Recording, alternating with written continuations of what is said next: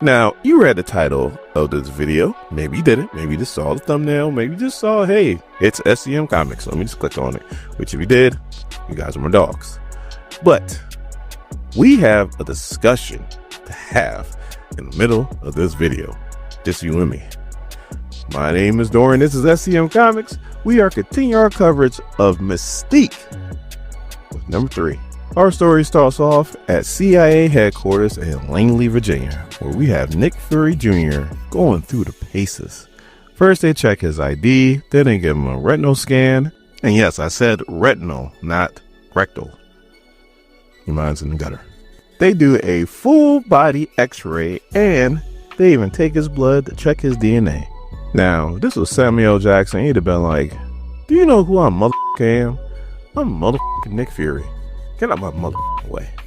And then we cut to the Lowtown of Madripoor, where we have Mystique running on top of rooftops, and she is after Fabian Cortez. And I was thinking to myself, man, this dude is popular all of a sudden. Like, wasn't he just in the Sentinel book? And then I turn the page, and what do I see? The Sentinels. I was like, hold up. Is this taking place during Sentinel number 3? And then I started thinking to myself, holy crap. Does that mean? And yes, it does mean that. And we'll get right to it. Now, if you don't know what I'm talking about, link to the playlist is in the description so you can get caught up on Sentinels. But man, this is about to be crazy. Now, she turns into Beast and she's listening in on the Sentinels. Ask me how she got the technology to listen on, but she is. And everything that was said in that book is pretty much being said here. She heard him talk about Mr. Trax, and she's like, oh, Larry's involved in this? I know I'm on the right track now.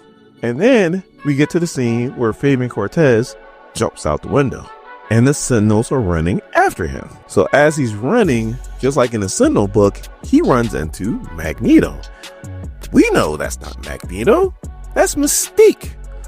But how in the hell was Mystique able to mimic Magneto's powers, because she can't do that with her power? She can only transform into the person and sound like the person, but she can't mimic powers. And once I explain how, that's when our discussion is going to start. So like I said before, he runs into Magneto, and it's like we're right back in the early 90s. Like, he is my Lord Magneto. Like, he is an acolyte all over again, and we know how badly that ended. If you read those comics, you know how badly that ended. So you know Magneto has no love lost for this guy, even though this is Mystique. So he's pretty much telling Magneto that he's repenting for all the bad things that he's done, and he's trying to do good work now. And Mystique is just playing a role, and she's like, yeah, okay, like, we know how you are, we know what you do. And then Fabian's like, look, I can help you. My powers have evolved. Like, look what I can do now. And he grabs Magneto's hand, which is Mystique. And then all of a sudden, Mystique's like, what are you doing to me? And then she like keels over, and then the Sentinels show up. And then she waves her hand, and all this metal goes flying at the Sentinels. And she's like, I got magnetic powers now? Okay, it's discussion time. Now, if you are a like long-term X-Men fan, and you know Fabian Cortez and his power set, he can enhance any mutant's ability. I stress, any mutant's ability. Ever since this dude got brought back during the Krakoan era, his power set has changed drastically. So now he can enhance any mutant's ability, he can heal normal humans, and now it seems like he can give powers to whoever he wants to.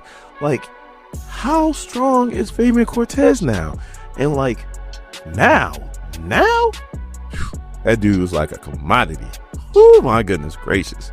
Like, he was a commodity before just because he can enhance your powers to like outstanding levels, but now he can actually just give powers to people. Whew, this dude's about to be sought after.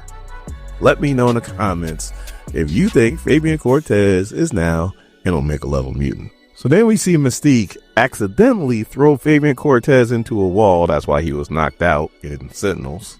And then she starts to fight Voivod, but she's fighting him hand to hand. And Voivod's like, hold on, time out. I didn't even know you even knew how to fight. Like, last time I heard, you couldn't even walk. So as they're fighting, she is steadily pulling this rebar out of this wall, and Voivod's not even paying attention. All he's thinking is I called Magneto, and this dude is like not in his right mind, or he's weak right now, so I'm about to take him down to take him in. But now she has the rebar, and she sends it right through him, and then starts to thread that rebar all through Voivod, and he is done.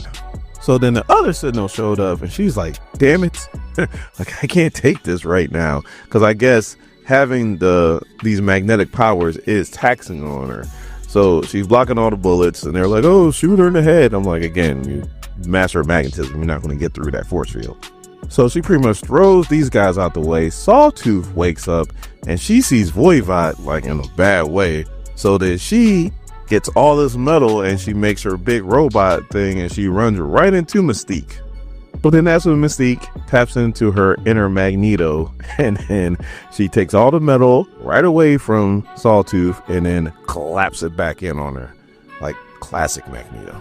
So then that's when Drumfire hits her with a blast that really hurt her, and she's like, I'll be back for you. That's what she was saying.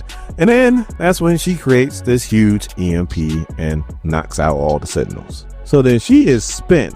She turns back into her normal form. She picks up a rebar, and she's about to beat the bejesus out of Voivod. But then she looks at him, and she's like, you know what? I'm gonna hold off on that, because right now you look like you got a worse punishment happening to you right now. She grabs Fabian Cortez, turns into Colossus, and walks right out of there. So now we go back to CIA headquarters, and after Nick Fury Jr. had to give up his firstborn child, he finally gets to see Maria Hill. And in a nutshell, they're pretty much like, they can't find her, but they heard word of a EMP in the lower town of Madripoor. And they're like, yeah, but that's kind of not her MO. I mean, unless she set up a bomb or something like that. But they get like a traffic cam picture, and all of a sudden, Nick Fury Jr. is like, Sonova. And Maria Hill's like, from hell. So Nick Fury Jr. is like, look, I could be on the first flight going there. And Maria Hill's like, yeah, but we've been chasing after her. Like, we need a strategy before we go after her. S.H.I.E.L.D. needs a win. And Nick Fury Jr. is like, I'll bring it to you. But the next day, Mystique is already in Brooklyn as she's driving, and she's still trying to recover from what happened in Madripoor. And then she opens up the trunk, and she turns back into Magneto. And Fabian's like, what the hell you doing, Magneto? Like, I turned you into a guy, you throw me into the trunk. And then Mystique turns into herself. And all of a sudden, this dude changed his tone. It's like he saw Baba Yaga, the boogeyman. And he was like, oh no, Mystique, Raven, please, no, you have no idea, please, no. And that's how the book ends. Holy crap, what the hell's going on?